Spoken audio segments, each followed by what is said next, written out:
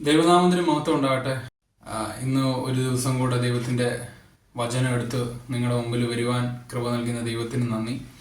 ഈ ചാനലിനെ ഫോളോ ചെയ്യുന്ന എല്ലാവരോടും ഞാനൊരു നന്ദി പറയുകയാണ്. നമ്മൾ കുറച്ച് പേരേ ഉള്ളൂ എങ്കിലും ചാനൽ കണ്ടിന്യൂസ് ആയിട്ട് നിങ്ങൾ വാച്ച് ചെയ്യുകയാണെങ്കിൽ നിങ്ങൾക്ക് വളരെ അനുഗ്രഹമായിരിക്കും.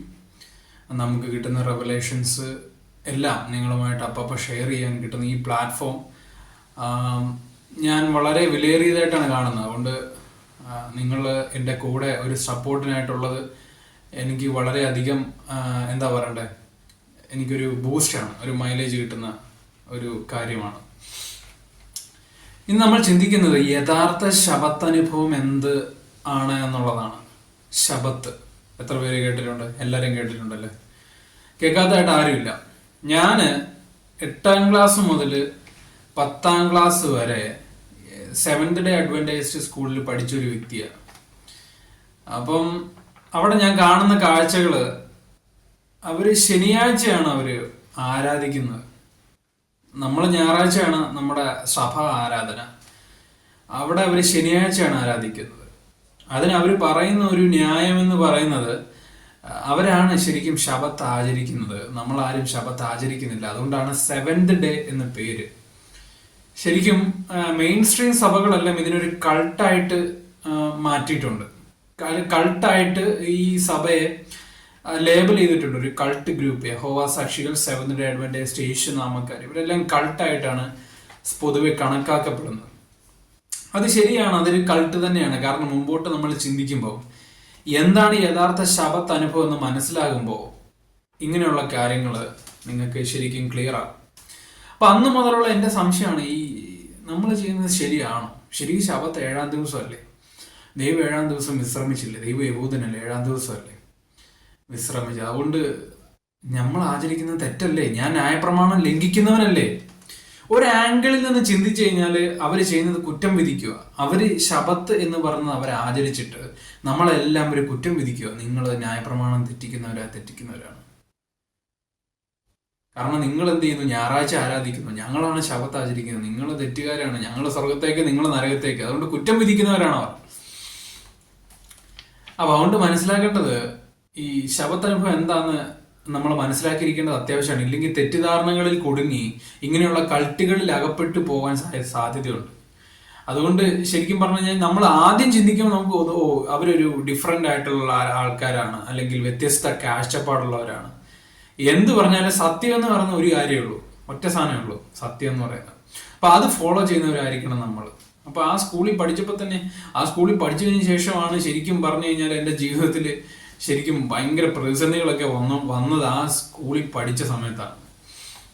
അപ്പൊ നമ്മൾ ഇതുപോലുള്ള കൾട്ടുകളിലൊന്നും ചെന്ന് കയറരുത് എന്നുള്ളത് ഒരു വാണിംഗ് ആയിട്ട് ഞാൻ നിങ്ങളോട് പറയാണ്. നിങ്ങൾ ആരെങ്കിലും സെവൻത് ഡേ അഡ്വന്റൈസ്ഡ് കേൾക്കുന്നുണ്ടെങ്കിൽ അത് നിങ്ങൾ സൂക്ഷിക്കണം. ഒരു പ്രാവശ്യം ഞാനൊരു വീഡിയോ ഇട്ടായിരുന്നു. അപ്പം വീഡിയോ ഇട്ട് കഴിഞ്ഞാൽ അതിനുശേഷം താഴെ ഒരു കമന്റ് വന്നു, നിങ്ങൾ ശരിക്കും പറഞ്ഞു കഴിഞ്ഞാൽ എന്താണ് പഠിപ്പിക്കുന്നത്, നിങ്ങൾക്കൊന്നും അറിയില്ല. എന്നോട് ഒരുപാട് പേര് പറയുന്നുണ്ട്, നിങ്ങൾക്ക് ഒന്നും അറിയത്തില്ല എന്നൊക്കെ. അപ്പൊ ഈ പറയുന്നവർക്ക് എല്ലാം അറിവുള്ളവരായിരിക്കുമല്ലോ. അപ്പൊ ഞാൻ പുള്ളിയുടെ പ്രൊഫൈൽ ഒന്ന് എടുത്തപ്പോൾ പുള്ളി സെവൻത് ഡേ അഡ്വന്റൈസ്ഡുകാരനാണ്. അപ്പൊ യഥാർത്ഥ ശബത്ത് എന്താണെന്ന് നമ്മൾ ചിന്തിക്കാൻ പോവുക. എന്താണ് ശബത്ത്? അതായത് ഉൽപ്പത്തിയിൽ ദൈവം സൃഷ്ടി ആരംഭിച്ചു. 1ാം ദിവസം സൃഷ്ടിച്ചു, 2ാം ദിവസം, 3ാം ദിവസം പക്ഷികളെ, മൃഗങ്ങളെ, പ്രകൃതി എല്ലാം ദൈവം സൃഷ്ടിച്ചു, വെളിച്ചത്തെ ഉണ്ടാക്കി. അങ്ങനെ 6ാമത്തെ ദിവസം മനുഷ്യനെ സൃഷ്ടിച്ചു കഴിഞ്ഞ് 7ാമത്തെ ദിവസം ദൈവം സൃഷ്ടിക്കുന്നില്ല. 6ാമത്തെ ദിവസം ദൈവം സൃഷ്ടിച്ചു കഴിഞ്ഞ് 7ാമത്തെ ദിവസം ദൈവം വിശ്രമിച്ചു.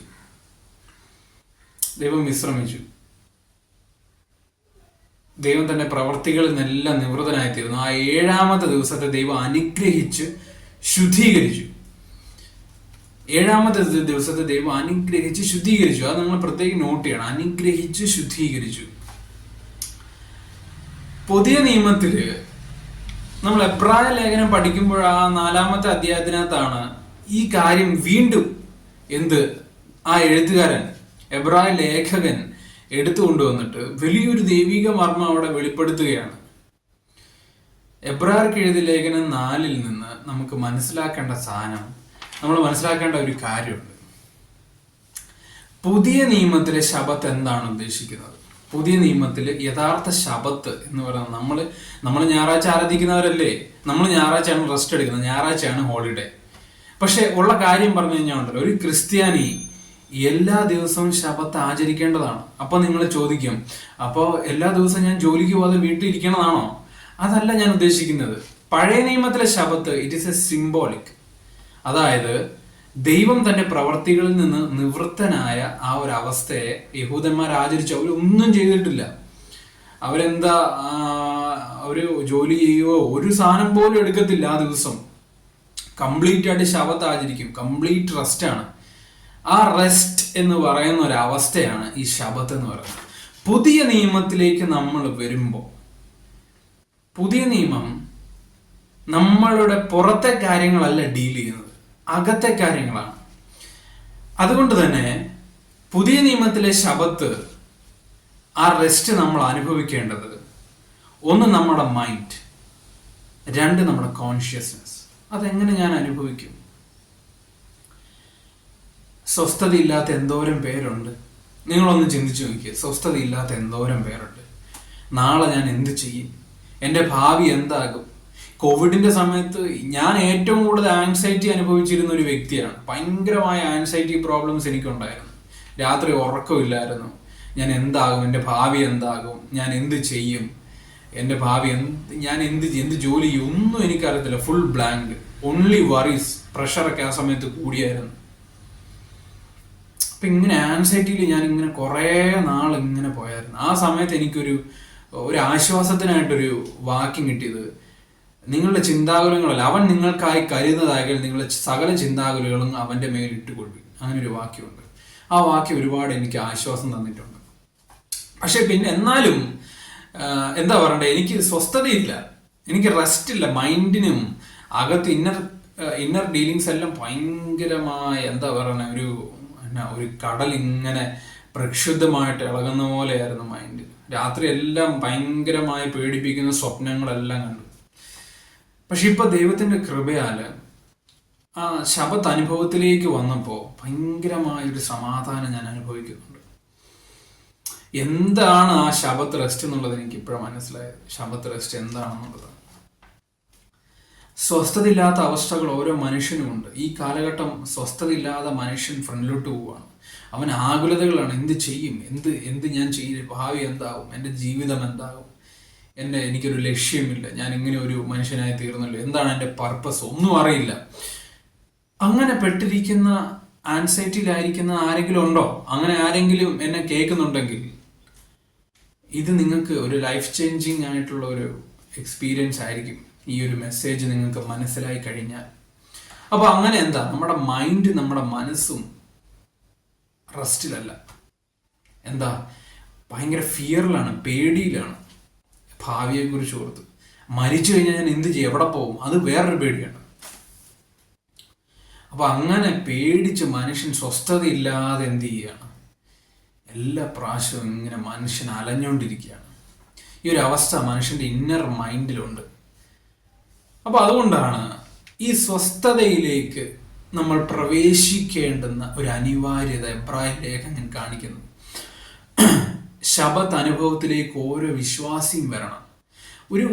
നമ്മൾ എടുത്തു കഴിഞ്ഞിട്ടുണ്ടെങ്കിലുണ്ടല്ലോ, ഒരു വിശ്വാസി എന്ന് പറയുന്ന വ്യക്തി വിശ്വസിച്ച്, യേശുവിൽ വിശ്വസിച്ച് സഭയിൽ ആരാധിക്കുന്നു, പ്രാർത്ഥനയ്ക്ക് പങ്കെടുക്കുന്നു, എല്ലാം ഞായറാഴ്ച ആരാധിക്കുന്നു, സഭയിലെ പ്രസിഡന്റ് ആവും, സെക്രട്ടറി ആരെങ്കിലും ആവും, ഭയങ്കര സംഭവമാണ്. പക്ഷെ ആൾക്ക് സ്വസ്ഥതയില്ല. പുതിയ നിയമ കവനന്റ് എന്ന് പറയുന്നത് തന്നെ ഈ സ്വസ്ഥതയിലേക്ക് പ്രവേശിക്കുക എന്നുള്ളതാണ്. ദൈവ ശുശ്രൂഷകന്മാർക്ക് പോലും സ്വസ്ഥതയില്ലാത്ത അവസരമാണ് കേട്ടോ ഇപ്പൊ, അവസ്ഥയാണിപ്പോ. അപ്പൊ അതുകൊണ്ട് എബ്രായ ലേഖനം 4:3 വിശ്വസിച്ചവരായ നാമല്ലോ സ്വസ്ഥതയിൽ പ്രവേശിക്കുന്നു. അതിന്റെ ഫസ്റ്റ് പോർഷനാണ്. വിശ്വസിച്ചവരായ നാമല്ലോ സ്വസ്ഥതയിൽ പ്രവേശിക്കുന്നു. 3-ാമത്തെ അധ്യായത്തിൽ കാണിക്കുന്നത് ഈ അവിശ്വാസം മൂലം കുറെ പേര് മരുഭൂമിയിൽ പെട്ടുപോയി. പഴയ നിയമത്തിൽ ഒരു കാര്യം, ഒരു എക്സാമ്പിൾ ആയിട്ട് എടുത്ത് കാണിക്കുക. അപ്പൊ ദൈവത്തിന്റെ ന്യായവിധി അവർക്ക് വരുന്നതും അവരെ ആകുല ചിന്തകളാല് അവര് അവിശ്വാസം, ദൈവത്തെ വിശ്വാസമില്ലാതെ അവർ പെട്ടുപോയി. അപ്പൊ ഇവിടെ എബ്രായ ലേഖനം 4:3 പറയുന്നത് വിശ്വാസത്താൽ സ്വസ്ഥതയിൽ പ്രവേശിച്ചു. By faith we are entering into the rest of God. അപ്പൊ നിങ്ങൾ ചിന്തിക്കും, ഞാൻ വിശ്വസിക്കുന്നുണ്ടല്ലോ. എന്ത് വിശ്വസിക്കുന്നു? യേശുവിൽ വിശ്വസിക്കുന്നുണ്ടല്ലോ. വിശ്വസിക്കുന്നുണ്ടോ? ഞാൻ നിങ്ങളോട് മുമ്പോട്ട് ഇനി സംസാരിക്കുമ്പോൾ നിങ്ങൾ നിങ്ങളെ തന്നെ ഒന്ന് പരിശോധിച്ച് നോക്കുക. എനിക്ക് ശരിക്കും യഥാർത്ഥ വിശ്വാസമുണ്ടോ? ഞാൻ സ്വസ്ഥതയിലാണോ എന്നുള്ളത്. അപ്പൊ അതുകൊണ്ട് 4:10 കൂടെ ഒന്ന് വായിക്കാം. അതിനകത്ത് പറഞ്ഞിരിക്കുന്നത്, ദൈവം തന്റെ പ്രവർത്തികളിൽ നിന്ന് എന്ന പോലെ അവന്റെ സ്വസ്ഥതയിൽ പ്രവേശിച്ചവൻ താനും തന്റെ പ്രവർത്തികളിൽ നിന്ന് നിവൃത്തനായി തീർന്നു. അത് ദൈവം 7-ാം നാളില് സ്വസ്ഥമായിരുന്നത് പോലെ, തന്റെ പ്രവർത്തികളിൽ നിന്ന് സ്വസ്ഥമായിരുന്നത് പോലെ മനുഷ്യനും എന്തായി തീർന്നു? സ്വസ്ഥതയിൽ പ്രവേശിച്ചാൽ അവന്റെ പ്രവർത്തികളിൽ നിന്ന് അവൻ സ്വസ്ഥനാണ്. He is at rest. ദൈവത്തിന്റെ ശബത്ത് അനുഭവത്തിലേക്ക് കയറിക്കഴിഞ്ഞാൽ അവൻ സ്വസ്ഥമായിരിക്കും. ഈ പുതിയ നിയമ കവനന്റ് എന്ന് പറയുന്നതാണ് ഈ സ്വസ്ഥതയിൽ പ്രവേശിക്കുക എന്നുള്ളതാണ്. അപ്പൊ സ്വസ്ഥതയിൽ പ്രവേശിച്ചാൽ we are entering into salvation. അപ്പൊ അതെങ്ങനെ ഞാൻ സ്വസ്ഥതയിൽ പ്രവേശിക്കാം? നേരത്തെ പറഞ്ഞു, വിശ്വാസത്താൽ ഞാൻ സ്വസ്ഥതയിൽ പ്രവേശിച്ചു, അല്ലെ? വിശ്വാസത്താലാണ് സ്വസ്ഥതയിൽ പ്രവേശിക്കുന്നത്. അതിന് മുന്നോടിയായിട്ടൊരു വാക്ക് ഞാൻ വായിക്കാം. മത്തായിക്ക് എഴുതിയ സുവിശേഷം 6:26. കർത്താവ് പറയുന്നുണ്ട്, ആകാശത്തിലെ പറവകളെ നോക്കുകയും അവ വിതയ്ക്കുന്നില്ല, കൊയ്യുന്നില്ല, കളപ്പുരയിൽ കൂട്ടിവെക്കുന്നുമില്ല, എങ്കിലും സ്വർഗസ്നായ പിതാവ് അവയെ പുലർത്തുന്നു. അവയേക്കാൾ നിങ്ങൾ ഏറ്റവും വിശേഷതയുള്ളവരല്ലയോ? വിചാരപ്പെടുന്നതിനാൽ തന്നെ നിങ്ങളത്തോട് ഒരു മുഴുവൻ കൂട്ടുവാൻ നിങ്ങളിൽ ആർക്ക് കഴിയും? ഈ പോർഷൻ നമുക്ക് എല്ലാവർക്കും അറിയാമല്ലേ, കർത്താവ് പറയുന്നത്. ഈ പോർഷൻ വായിക്കുമ്പോൾ യേശു ഈ സ്വസ്ഥതയിലായിരുന്നു വസിച്ചിരുന്നത്. കാരണം യേശുവിനറിയാം, എൻ്റെ പിതാവ് എന്ത് ചെയ്യും? എൻ്റെ കാര്യങ്ങളെല്ലാം നടത്തിത്തരും. എൻ്റെ പിതാവിൻ്റെ കൺട്രോളിലാണ് ഞാൻ. അപ്പൊ എൻ്റെ പിതാവ് എന്ത് ചെയ്യും? എൻ്റെ എല്ലാ കാര്യങ്ങളും എൻ്റെ പിതാവ് എനിക്ക് ചെയ്തു തരും. യേശുവിന് സമ്പൂർണമായ വിശ്വാസം ഉണ്ടായിരുന്നു. ആകാശത്തിലെ പറവകളെ നോക്കുക, അവരെക്കാളും മനുഷ്യൻ എന്ത് വിലയേറിയവരാണ്. അവരെത്രത്തോളം ദൈവം കരുതുന്നു. അപ്പം ഇങ്ങനത്തെ കാര്യം, ഈ ഒരു വിശ്വാസം എന്ന് പറയുന്നത് വളരെ വിലയേറിയതാണ്.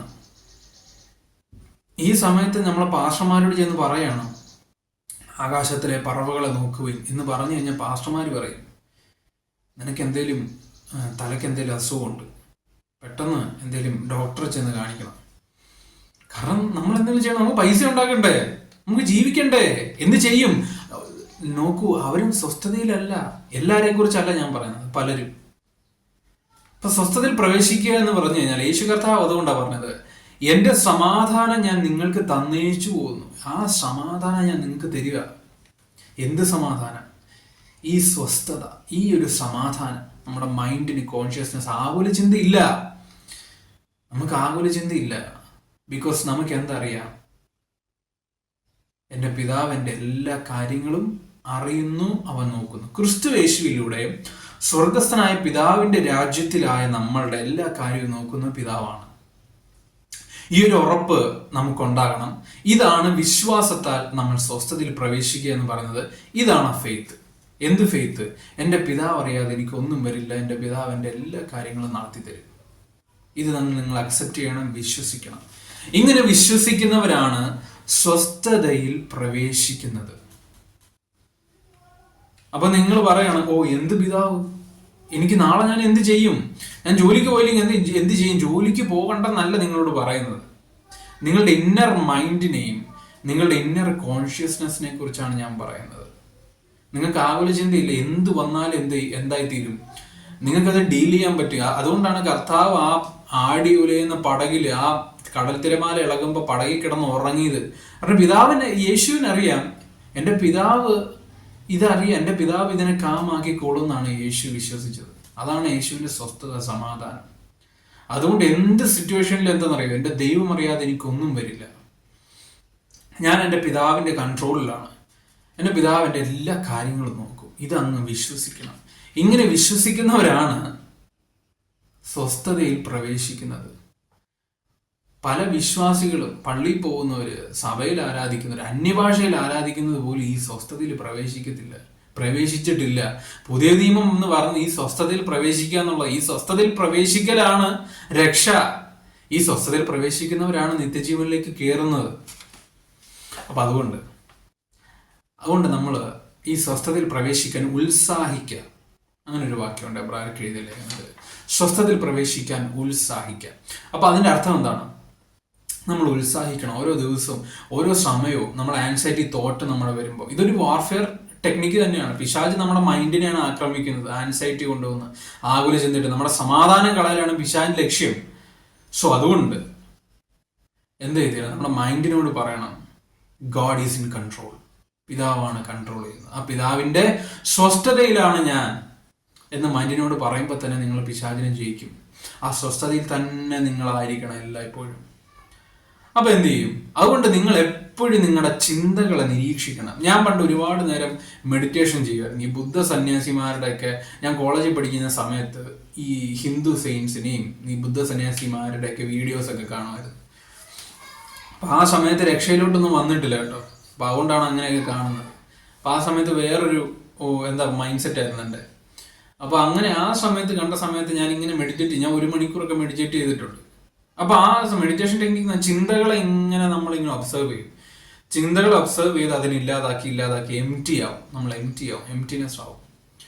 അപ്പൊ അതാണ് മറ്റു മതങ്ങളിലെ മെഡിറ്റേഷൻ. പക്ഷെ നമ്മൾ ചെയ്യേണ്ടത് നമ്മുടെ ചിന്തകളെ നമ്മൾ നിരീക്ഷിക്കണം. എന്നിട്ട് എന്ത് ചെയ്യണം? ആ സ്വസ്ഥതയിൽ പ്രവേശിക്കണം. No, god is in control.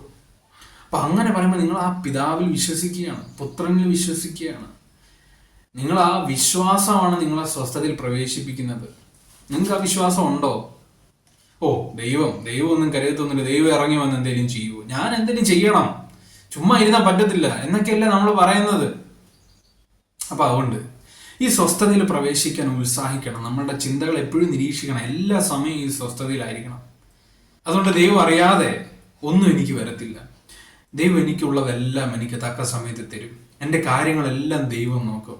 ഇത് വിശ്വസിക്കുക, സ്വസ്ഥതയിൽ പ്രവേശിക്കുക. അതുകൊണ്ട് എപ്പോഴും നമ്മളെ തന്നെ, നമ്മുടെ ചിന്തകളെ, നമ്മുടെ മൈൻഡിനെ നമ്മൾ ഒബ്സർവ് ചെയ്യണം. ഞാൻ സ്വസ്ഥതയിലാണോ? അപ്പൊ ഇതാണ് ഈ യഥാർത്ഥ ശബത്ത്. കേട്ടല്ലോ? അല്ലാതെ 7ാമത്തെ ദിവസം പോയി ചുമ്മാതെ ഇരിക്കുന്നതും, അല്ലെങ്കിൽ 7ാമത്തെ ദിവസം പോയി ആരാധിക്കുന്നതും, അല്ലെങ്കിൽ ഒരു ദിവസം മൊത്തം ചുമ്മാ ഇരിക്കുന്നതൊന്നും അല്ല ഈ ശബത്ത് എന്ന് പറയുന്നത്. നമ്മുടെ മൈൻഡിനുള്ള ആ ഒരു സ്വസ്ഥതയാണ്. പിതാവിൻ്റെ അടുക്കൽ നിന്ന് നമുക്ക് ലഭിക്കുന്ന ആ സമാധാനം, ക്രിസ്തുവിൽ നിന്ന് നമുക്ക് ലഭിക്കുന്ന ആ സമാധാനമാണ് ഈ സ്വസ്ഥത. അതുകൊണ്ട് ഈ സ്വസ്ഥതയിൽ പ്രവേശിക്കാൻ നമ്മൾ ഉത്സാഹിക്കണം. ഈ സ്വസ്ഥതയിൽ തന്നെ നമ്മളായിരിക്കണം. അല്ലാതെ മറ്റു പലരും പറയുന്നത് പോലെ ഞാൻ ഈ വീഡിയോ ചെയ്യുന്നതിന് മുമ്പ് ഒരു വീഡിയോ ജസ്റ്റ് റെഫറൻസിനായിട്ടൊന്ന് എടുത്തു നോക്കി. അതിനകത്ത് ഒരു പുള്ളിക്കാരി പറയുന്നത് ഇതിനെക്കുറിച്ച് ടീച്ചിങ് വളരെ കുറവാണ് കേട്ടോ. അപ്പൊ അതുകൊണ്ട് തന്നെ അനേകര് തെറ്റിപ്പോകുന്നുണ്ട്. അപ്പൊ അതുകൊണ്ട് തന്നെ എനിക്കും ഇതിനെക്കുറിച്ച് മനസ്സിലായത് തന്നെ കഴിഞ്ഞ സമയത്താണ്. എൻ്റെ ബൈബിൾ വായനയിലൂടെയാണ് എനിക്ക് മനസ്സിലായത്. അപ്പൊ അത് മനസ്സിലാക്കിയപ്പോൾ തന്നെ എൻ്റെ ജീവിതത്തിൽ വലിയ മാറ്റം ഉണ്ടായി. അത് നിങ്ങൾ അറിയണമെന്ന ആഗ്രഹത്തോടു കൂടിയാണ് ഞാനിത് നിങ്ങളോട് ഷെയർ ചെയ്യുന്നത്. അപ്പൊ അതുകൊണ്ട് ആ പുള്ളിക്കാരി പറയുന്നത് എന്താന്ന് വെച്ച് കഴിഞ്ഞാൽ ഉണ്ടല്ലോ, നിങ്ങൾ ഒരു ദിവസം അങ്ങ് ദൈവത്തിന്റെ സന്നിധിയിൽ അങ്ങ് ഇരിക്കണം, ഒന്നും ചെയ്യരുത്, എന്നിട്ട് പ്രാർത്ഥിക്കണം, മുഴങ്കാലും മടക്കണം. അതെല്ലാം ശരി തന്നെ, അതെല്ലാം ചെയ്യേണ്ട കാര്യം. പക്ഷെ സ്വസ്ഥത എന്ന് പറഞ്ഞാൽ അതല്ല.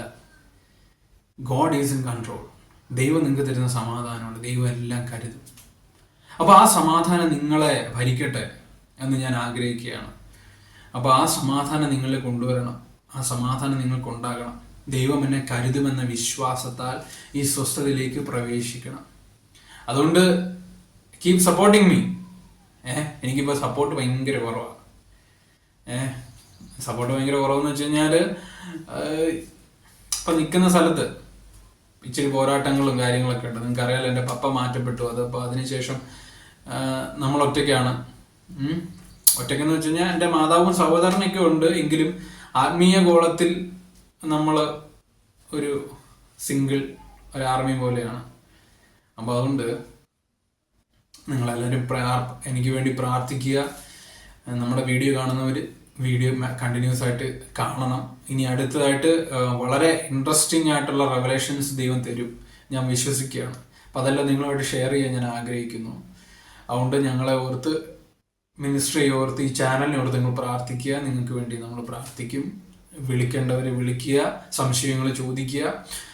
ദൈവം നിങ്ങൾ അനുഗ്രഹിക്കട്ടെ. അപ്പോൾ അടുത്ത വീഡിയോയിൽ നമുക്ക് വീണ്ടും കാണാം. നന്ദി.